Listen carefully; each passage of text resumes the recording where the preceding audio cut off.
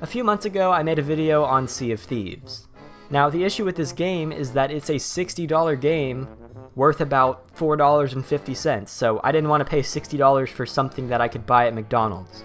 Thus, I decided to go with Xbox Game Pass, which is basically a monthly subscription to Xbox games. It's $10 a month, and you get access to hundreds of games. Wow, isn't that cool? Hundreds of games. Too bad you can only play like 7 of them on PC. But the point of my story is that I still had my subscription to Game Pass, so I decided to use it to play State of Decay 2, which is one of the 7 games I can actually play on PC. It just came out and it looked like a pretty cool game, so I figured I would give it a try. That try is what you're witnessing in today's video, the State of Decay 2 experience. So as I loaded up the game, I had to pick my group of characters to play as. My first option were the surly siblings known as Ebony and Rhino. First of all, these people don't look related, so they're definitely not siblings. Second of all, Michonne from The Walking Dead and a guy named Rhino who has 0 fighting skills? No, that's not going to be who I choose. My second option was the group of old buddies known as Greg and Raisin Bran. Greg's a pretty cool guy. He doesn't know how to fight either. And then there's Raisin Bran who doesn't know how to fight, he's stupid, and he's bad at cardio. Sounds like a pretty good team. My third option was the perpetual breakup of Cheryl and Mia. Now, there was one thing that made me very uncomfortable about this group. Seriously, do you think I'm that shallow? No, it's the fact that they have the exact same face, which means that they're probably related, which means that there's definitely some sort of inbreedery going on here. They're either sisters or cousins and they're dating, and that made me really uncomfortable. And then my final option was the odd couple known as Cesar and Wit. And they met in the woods, and they just look like they don't go together, and it kind of makes me uncomfortable too, so I decided not to go with them. Thus, I'm going with Greg, a very handsome Asian guy, and Bran, who has the best mullet I'd ever seen in my life, and no cardio skills. But don't worry, like I said, they're the dream team. Once I picked my character, I got faced with this nice little cutscene. And it really didn't make any sense to me because Raisin Bran had no cardio skills, but yet he ran faster than Greg. But what made even less sense about this cutscene is the fact that the zombies are just like walking after them like a toddler trying to find his blanket, and they're like, oh my god, let's get away! I mean, they could have easily walked, but if they want to exercise, then I guess they could go with cardio. Anyways, they ran into this like abandoned camp type thing, and then they acted like they'd never seen a zombie in their life, even though they're obviously geared out to be zombie survivors, so that one didn't make any sense. But basically, we're in this refugee camp, and my objective was to search the camp for some supplies, and that went pretty well. I found some supplies, found a new weapon, and I actually began to notice that I really like the searching mechanic in this game. It's super simple, but yet satisfying at the same time, and it's so tempting to hold down shift to search faster. But I guess shift is like the seizure button, because every time I hit it, they're like, ugh, and they start hitting everything and making a lot of noise. Like, how hard is it to search through a cardboard box quietly?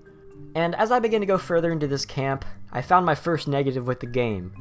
The dialogue is so bad. Raisin Bran's like, oh my gosh, it's a refugee camp without refugees. And then I'm like, yeah bro, looks like they left all of their stuff too. It's like these guys are friends their whole life, but they're talking like they just met at like a really awkward bar. I don't understand what these people's deal are, but they sound like they're in like a old Spanish sitcom and they have no idea what they're talking about. It's like the voice acting is just, it's so bad. I don't know how to understand. I don't know.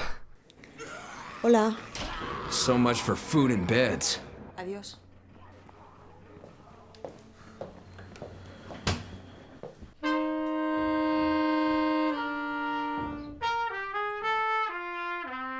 Anyways, we fought through some zombies, the combat was pretty good, and then we ended up inside a little like room thing.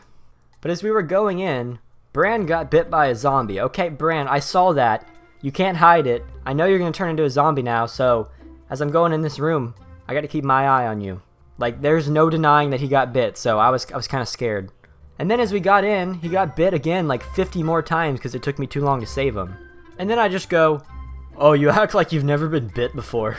I'm like, wait, hold on. This guy got bit by a zombie and he's surviving? Is something different here? Or has The Walking Dead lied to me for a long time? Towards the end of this place, we saw a ladder that we had to go to, and as we got close, some guy started shooting from the roof, absolutely killing all of them, which was really surprising to me. The guy yells at us to come up the ladder, and we sprint for our lives to climb up this thing and get to safety. And then we got up there, and it was Preston Garvey, the settlement guy himself. He has a really good talent of being able to talk without moving his mouth, and it's like the coolest thing ever. The conversation was a little awkward. It seemed like every time there was a break that everybody had to try to plan what was going to be said next. It was like, oh, what did you just say? How do I answer that? Oh yeah. My friend got bit by a real nasty zombie with blood all over it. Yeah, normal meds won't help. Better head to the S&B. I'm sorry guys, I can't get over the dialogue. It sounds like a 7th grade play. But basically, Raisin Bran told Preston Garvey that he got bit, and Preston told us that we had to go to the doctor to try to find a cure. As we got to the nurse, we saw that there was like a zombie in a cage, and turns out that my boy Raisin Bran has blood plague, which is apparently like a super serious form of a plague, and he needs to get it cured. But as we finally found the way to cure Raisin Bran, Preston Garvey came back and he's like, the camp's been compromised. We have to get out of here. And that's when the journey began. It was all time to leave and start a new home. As we were leaving, I had 3 options of where to put our base. I could put one in the foothills, I can put one in the plateau, or I can put one down in the valley. And I decided to go with the plateau because it sounds like a pretty safe place for the most part. But before we can get there, we ran out of gas, so we had to start scavenging and try to find somewhere else to set up our base. We had another really long, drawn-out conversation and decided that the blue house behind us would be the one to go to. We killed a few zombies and took over the house as our own personal base. Now, I don't know if the base would have like changed depending on which location I picked, but I really did kind of like it, and it seemed like a pretty decent little place. As we moved in, we realized that we had no food, hardly any medical supplies, no ammo, no materials, and a little bit of gas. So obviously we weren't doing very well. They told me that I needed to travel to the cell tower to survey the area to find new supplies. On my way there, I did my first bit of looting on a random house that I found. I cleared out the zombies and found some pretty decent stuff, but nothing too crazy. I did find another gun though, so that was definitely a good thing to find, but again, nothing too crazy. Just some basic supplies and microwave popcorn. As I was leaving the house, I found probably the crappiest zombie vehicle I'd ever seen in my entire life. It was smoking and all junky. But whoever owned it was lazy because there was a toolkit right in the back and they could have easily fixed it up. So I decided to do it myself. I fixed up the car and had myself a new ride.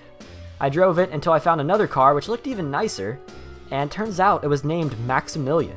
What a cool name, so I decided to take it. Searched some more, found some more stuff, and then finally made it over to the cell tower. But before I could go back, the nurse did tell me that I had another goal, and that goal was to scavenge nearby buildings for a rucksack of materials. Turns out these rucksacks are basically like large amounts of things put into one. So instead of finding, 10 individual pieces of food, you just find a rucksack which has that same amount in it as one item. I searched the gun store and found a rucksack of ammo, which I would think would be a material, like it doesn't say what materials I need. But it didn't tell me anything once I found it, so that didn't work. I put it in the trunk along with the other stuff that I found and decided to take it back to the house to see if it counts as materials. I put it down and nothing happened, but whatever, I did drive back, so I might as well empty my inventory. I decided to go back to try to find these materials they were talking about and realized that I could open my door and kill zombies, and it was so fun. It was like, what's that game called? There was some game I used to play on my phone where you like go down the road with zombies and you gotta knock them off the cars by tilting your phone. I don't know what that was called, but that was a fun game. I decided to go to this little clinic and search it to try to find these materials they were looking for, cleared out a few more zombies, which upgraded my fighting skill, and searched everything that was in there. I found a Molotov cocktail, some painkillers, and some other medicine-related stuff, until eventually I found another rucksack, this one having medical supplies in it. I then searched the little garage outside of it, and found a few more things, including the rucksack of materials that I needed this whole time. So there's actually a specific rucksack called materials, so that explains why I couldn't find it. But my boy Maximilian was getting a little bit full, so it was kind of hard to manage everything, and I didn't really know what to throw out. So I kind of just threw some stuff in there where I had enough space to take the materials. As I went back to grab the materials out of the shed, the mission updated and told me that I now needed to deposit them into my base's storage. And at this point I realized I officially completed my very first loot run, and I got some pretty decent stuff. I got medicine, a repair kit, a Molotov cocktail, a generator, a bike generator, a pill crusher, and all types of other stuff. I don't understand why they struggle so hard in The Walking Dead. I literally found like everything I need for like a month within 5 seconds. Maximilian was a nice little car to me. I drove him all around until I finally found our house and parked it out front. I think this is a pretty good car because it did seem like way faster than all the other ones, so I'm definitely not going to complain. While I was at the house, I decided to switch characters because my boy Greg was getting a little bit tired, and if I go to the bed, I could actually switch to someone else. So I decided to switch to Preston Garvey. I know that joke may be old, but I actually don't know his real name, and he looks like Preston Garvey, so I might as well call him that. Once I turned into this guy, I used my radio to find out if any other settlements needed help, and turns out they did. My friendly new neighbor that I had never met but somehow knows I'm their neighbor, known as Grace, said she needed my help. Now, I don't know about you guys, but any post-apocalyptic world I'd ever seen, like The Walking Dead... Crap, I can't think of any other ones.